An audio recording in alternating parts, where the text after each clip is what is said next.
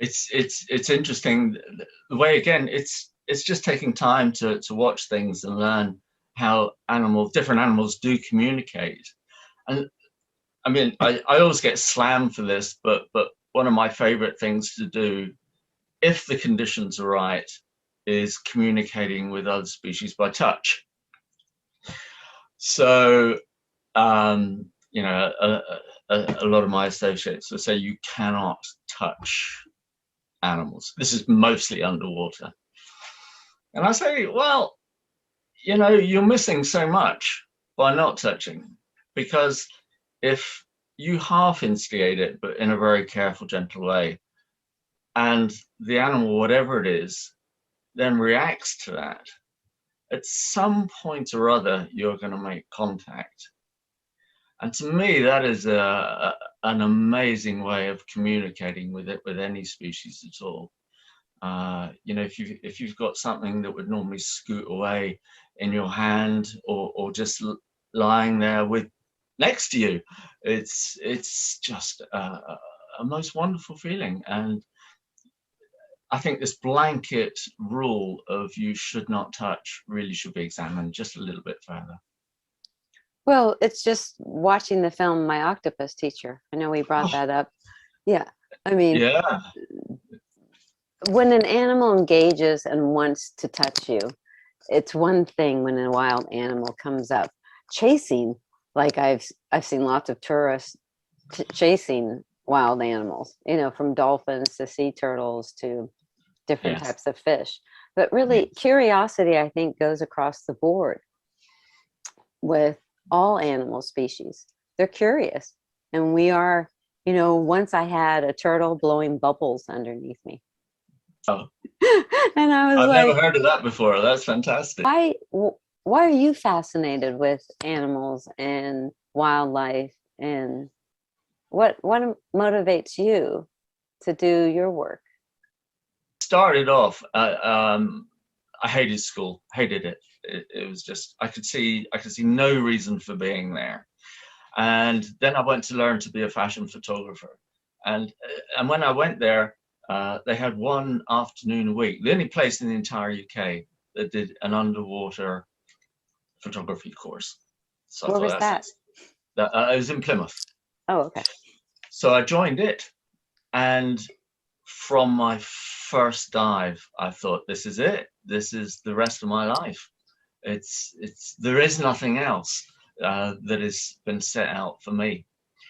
And so I mean, it takes a long time to get into TV industry and all the rest of it, as everyone knows.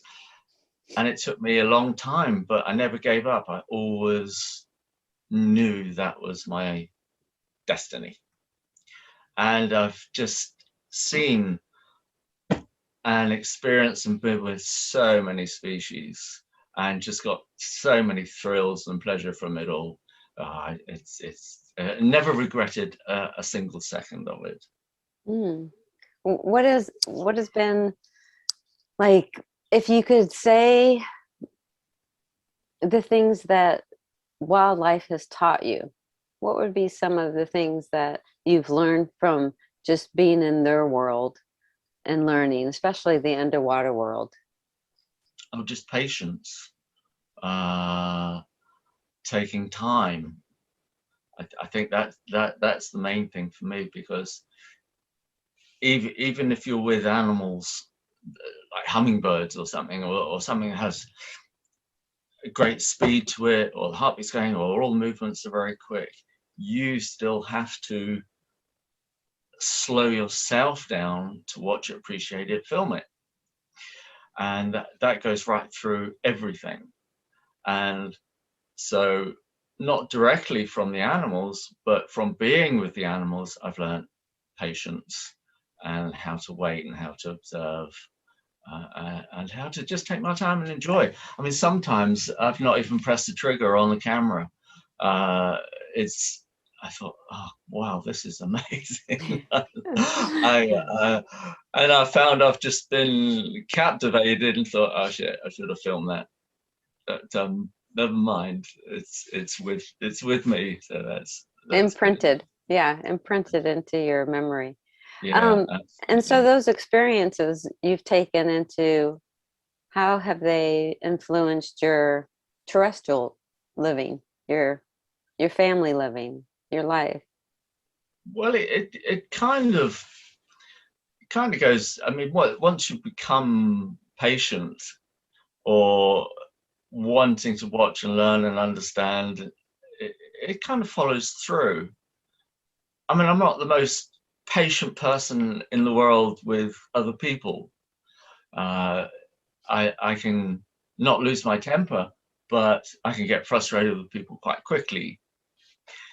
Whereas I don't with animals or other, any other species. I know you've, devoted your life to underwater photography. What are your thoughts on keeping cetaceans and other sentient marine mammals in captivity? Oh, I hate it. Excuse me, I hate it with a passion. Um, I remember many, many years ago in Canada, we went to SeaWorld. I don't even know why I went. I think my kids wanted to see the orcas that were there. And I wasn't happy to go, but I thought, okay, let's see what comes out of this. And my kids were so upset, and I didn't say anything to them at all, because I mean, before that we'd actually been filming and seeing orcas out in the wild, and there was this huge great orca in there with the bent over fin, so depressed, so unhappy. And my kids came out and they said, "Dad, why is it so unhappy?" And we went through the whole thing, and they just took it on board just like that. It was fantastic. And when you see dolphins in dolphinariums or in small tanks, it's a bit like going to the zoo. If you go to the zoo and somebody says, "Oh, I'd love to go to the zoo and see the lions," so you go to the zoo and you stand at the cage and there's a lion and it's sleeping or resting or just bored on its platform, maybe chewing something. That's not seeing a lion. That's seeing a caged, depressed animal. For a lion, you have to be out in the wild and see a lion or watch a film of a lion out in the wild. What you see in the zoo is not it, it's something else. And exactly the same with all marine animals. I mean, when you get down to fish and they're in a big aquarium, different. Marine mammals that spend their lives traveling the oceans, I find it horrible. And it should also, I don't even find it educational. You get the argument that, well, look, we're preserving species, it's educational, and people are not. They're just thinking, oh, yeah, it's a dolphin. Oh, look, it does this fabulous trick. Isn't that amazing? And then they have no connection to what a dolphin is in the wild.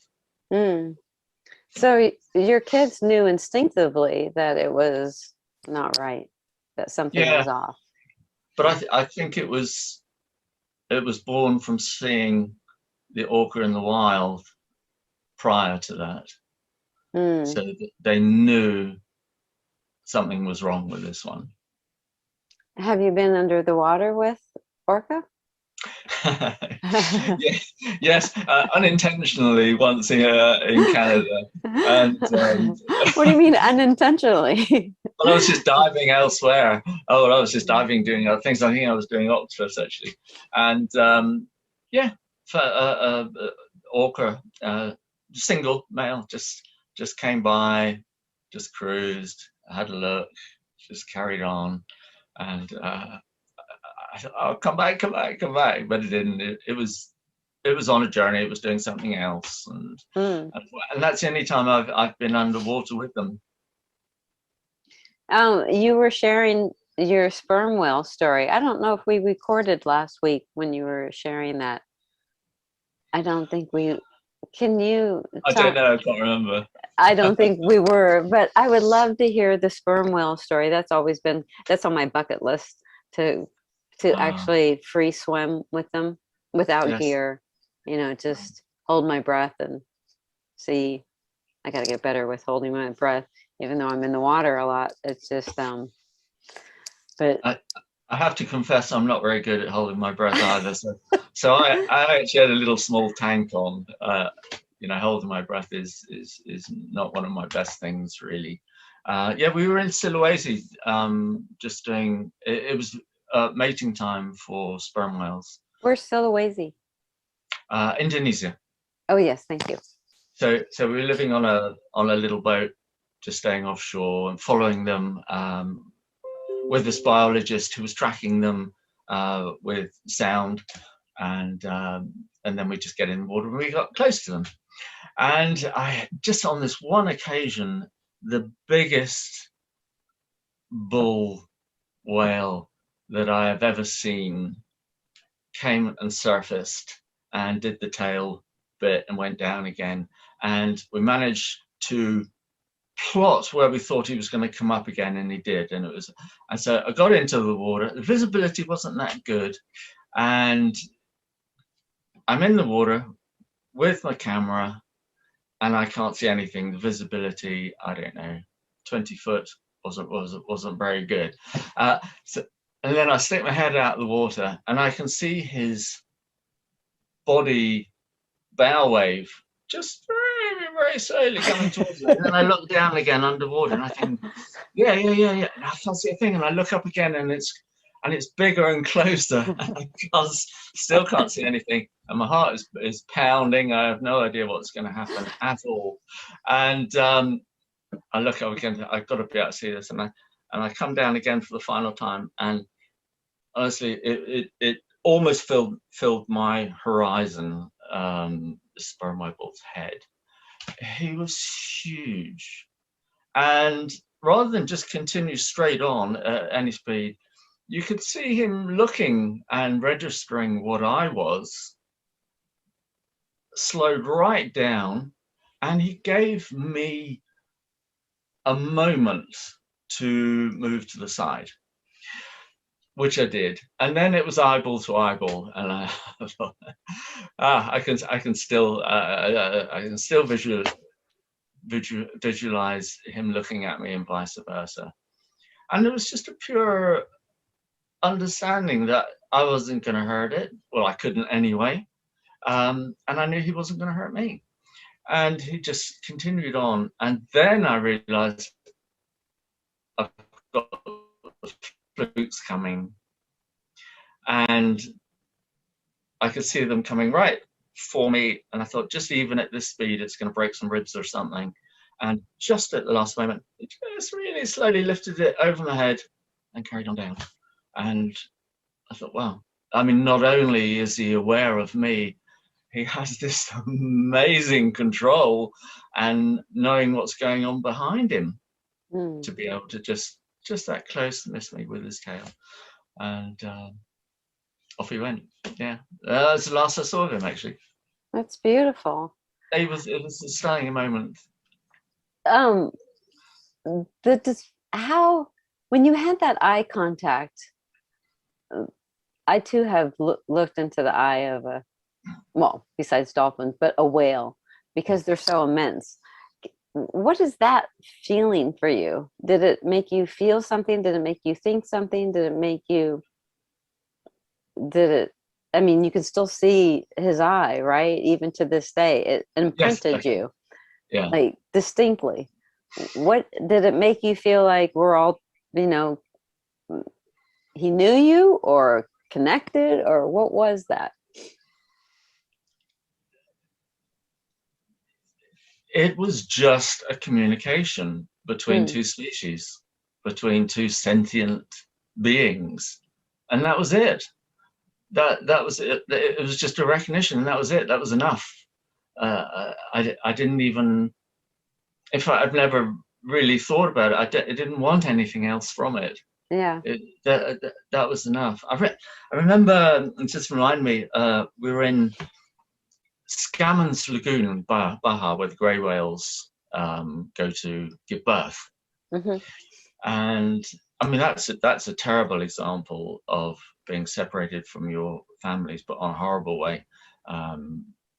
Captain, they used to go down to this lagoon to kill and hunt grey whales, and Captain Scammon was infamous for harpooning the babies and the young to draw the mothers in. So there is a prime example of forced separation for a while, anguish, and etc., etc. But on a happier note, we're in the lagoon. Try not to make me cry again. Yeah, that was a long time ago, and now the whale's there and they're giving birth and all the rest of it. And middle of the night, the little dinghy off the back, I hear this ruckus going on, and go down the boat, and there I see our skipper on this little dinghy, and right beside him is the baby whale, and he's just scrubbing its back with the deck brush. I think, oh my god, this is fantastic. So I jump in next to him and I grab this little hand brush, and I'm brushing the baby as well. And the reason I'm telling the story is because the baby would keep putting its head out of the water and looking at us and just making eye contact, and it was in heaven. You know, you could say, oh yeah, this is absolutely lovely.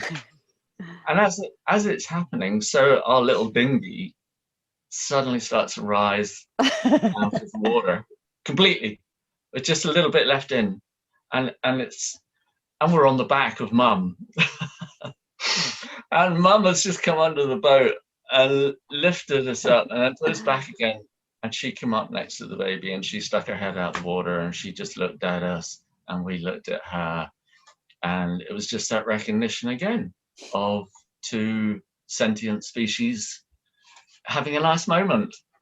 And that was it, really. I don't really look too far into what else is there. That, as I say, that was enough for me. Yes. I think the first time that I had a humpback whale swim up to me.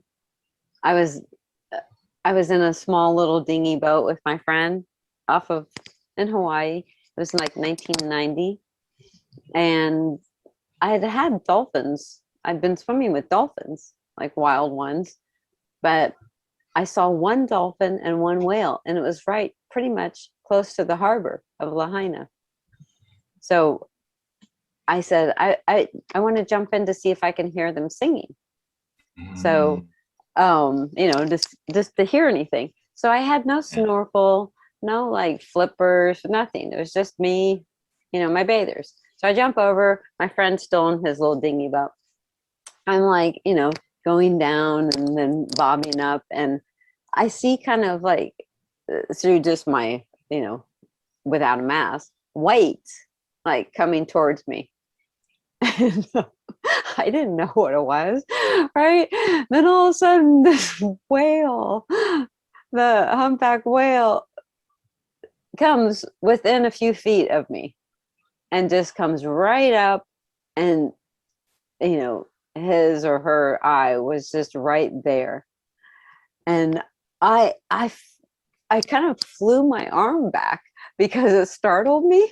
Like I was like, whoa, and I'm still in the water, like close to the boat.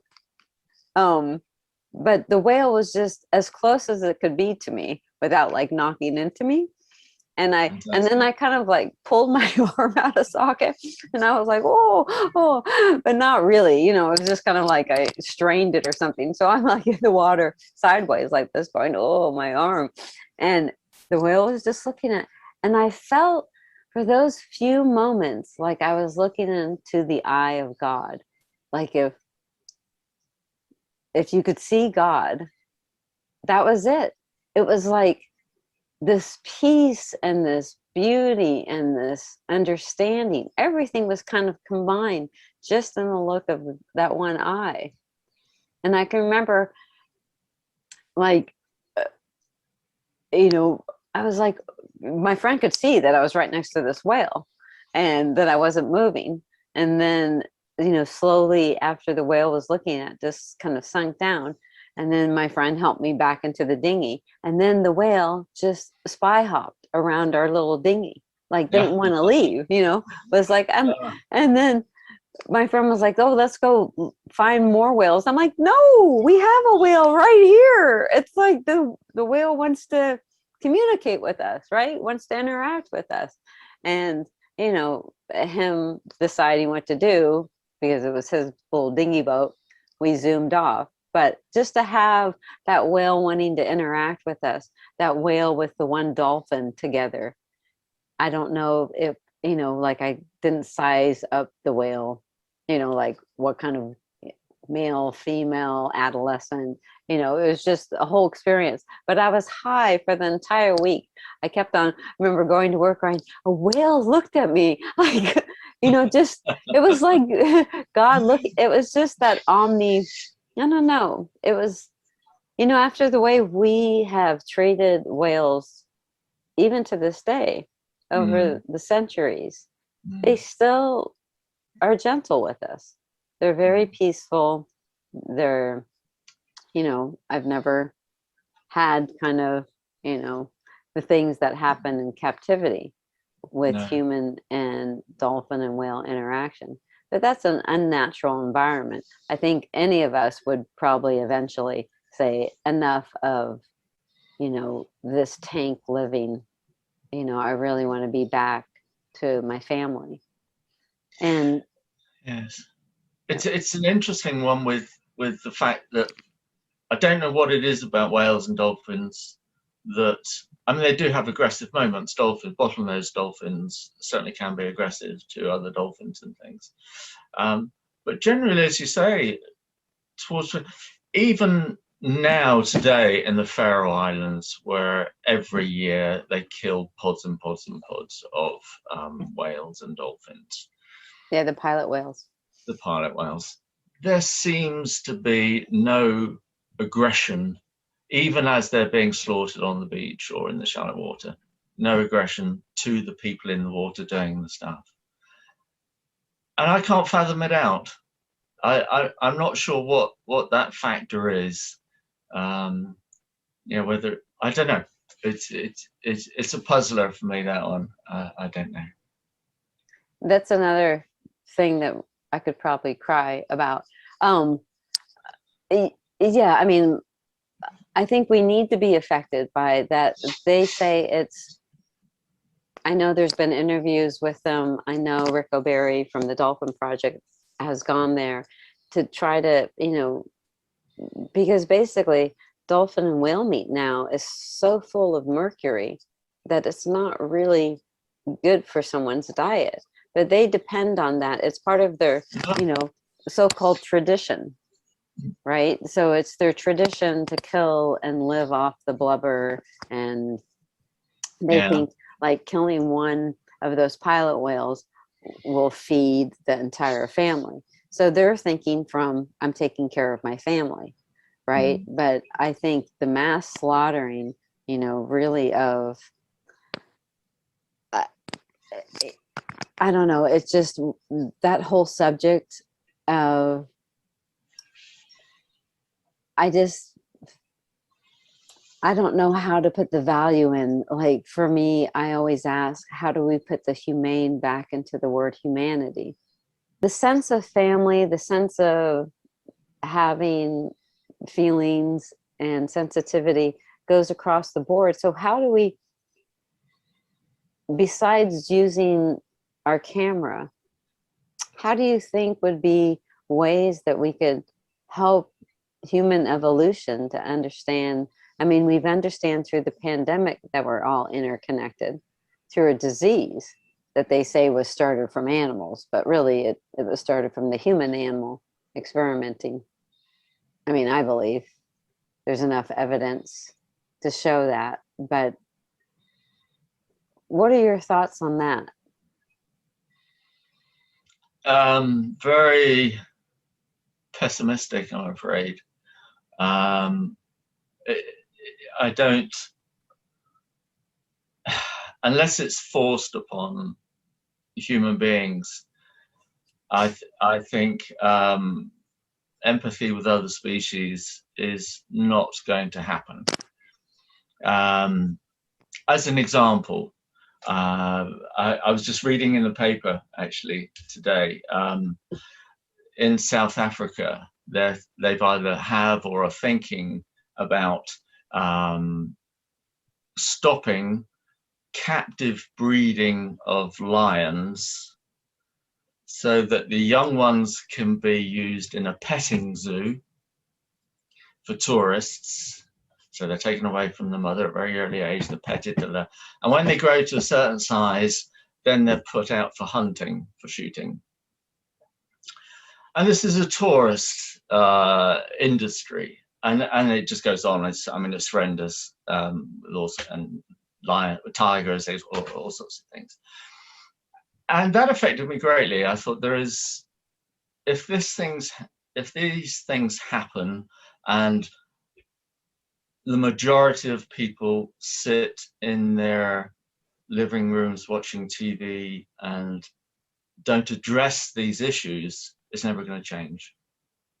And I don't see it changing. I see some wonderful people and groups out there who are trying to make a difference. Sadly, I don't see it working at the moment.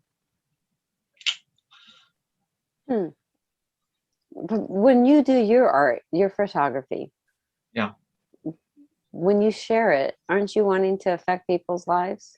Oh, 100%. Yeah. Yes, so, yes. And I wish it did, but I have a horrible feeling that it's very transient. You know, it's fun while you watch it, and then it's forgotten, and then you're on to your normal life. Is it because you think maybe people don't have the tools to change, or a desire to change, or what do you think? I mean, not that we can figure out all the world problems in this one, chat today, but I think, being isolated in the pandemic is really kind of a reflection on, are we really isolated?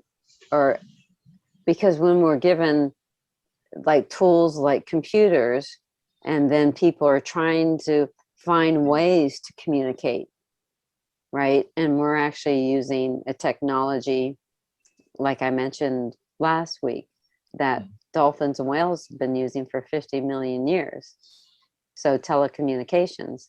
So it's really, if we destroy we do so many films, and people, if you post one photo of an animal, it gets 500 likes. You post a picture of a human, doing the same thing, it'll get like 15, so crazy. People love animals. Yeah. And so I wonder the same thing in my work. What will it take for people to connect the dots, that we are so interconnected, that we do need to make choices starting from our house outward that really are more compassionate, more, that affect not only ourselves but others.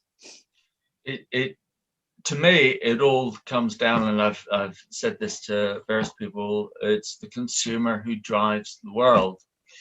So, if you're going to put money into by buying products from cruelty to animals, or the destruction of species, it will continue.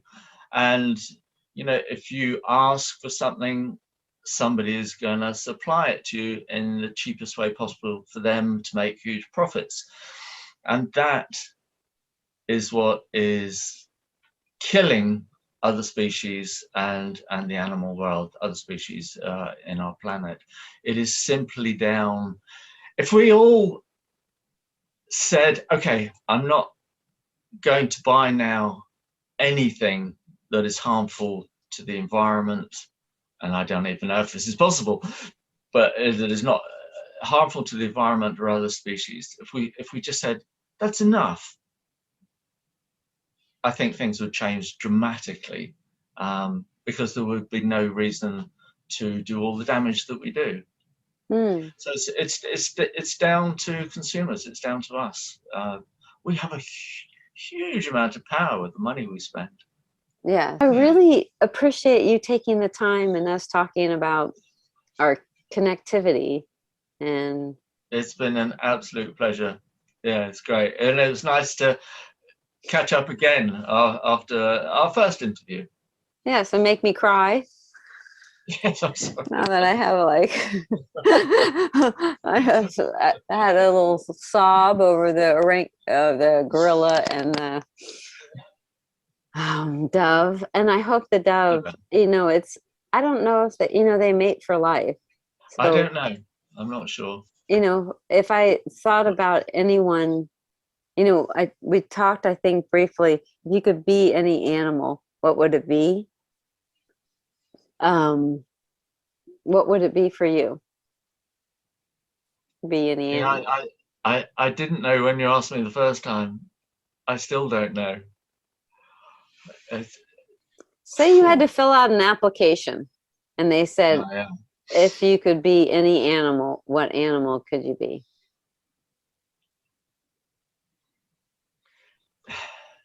Probably one of the animals that I envy are the birds. Just being able to soar in the sky with no effort and just ride those thermals and skim along the cliff tops and wave tops. I mean, that must be amazing.